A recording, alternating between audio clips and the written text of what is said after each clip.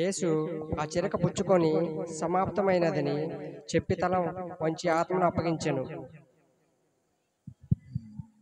ఈ మాటని దేవుడు దీవించును గాక. ఆమేన్. 7వ మాట కూడా చదువు, ఎవరు లేరు కానీ లూకా సువార్త 23వ అధ్యాయం 46 వచ్చి. లూకా 23వ అధ్యాయం 46. లూకా పాస్టర్ గారికి అలానే మీకు ఇక్కడ కూడి వచ్చిన అందరికీ వందనాలు. దేవుని నామాన్ని లిఖించబడిన ఈ పరిశుద్ధ గ్రంథం నుండి 7వ మాట చదవబోతున్నాను. 23వ అధ్యాయం 40 లూకా సువార్త 23వ అధ్యాయం 7వ వచనం 46వ వచనం. అప్పుడు యేసు గొప్ప శబ్దంతో కేకవేసి, తండ్రి, నీ చేతికి నా ఆత్మను అప్పగించుకొనుచున్నాను నేను. ఆయన ఇలాగ చెప్పి ప్రాణము విడిచాను.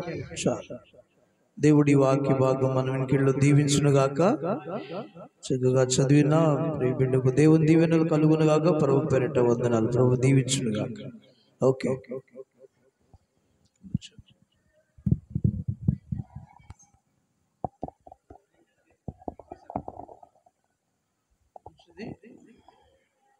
చిన్న ప్రార్థన చేస్తాను.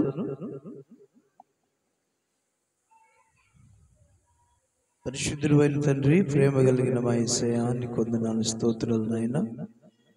ఈ లెంట ధ్యానాలలో ఈ రోజున ఈ 40 దినాలు 45 దినాలు నా ప్రభువా, నీ దయ వల్ల నా ఉపవాస కోడికలలో నీ చిత్తానుసారంగా జరిగించినందుకు వందనాలు నాయనా.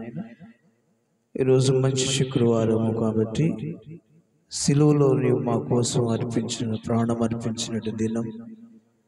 12 గంటల నుంచి 3 గంటల వరకు మీరు సిలువలో వేరేలాడుతున్నటువంటి సమయం నాయన, మీరే మహిమ పొందమని ఈ సిలువ ధ్యానములలో 7 మాటలు ధ్యానిస్తుండగా మీరే మా తోడుగా ఉండి నిశ్చితానుసారంగా జరిగించమని యేసయ్య ఘన నామమున స్తుతించి ప్రార్థించి అడిగి వేడుకుంటున్నాము తండ్రి. ఆమేన్.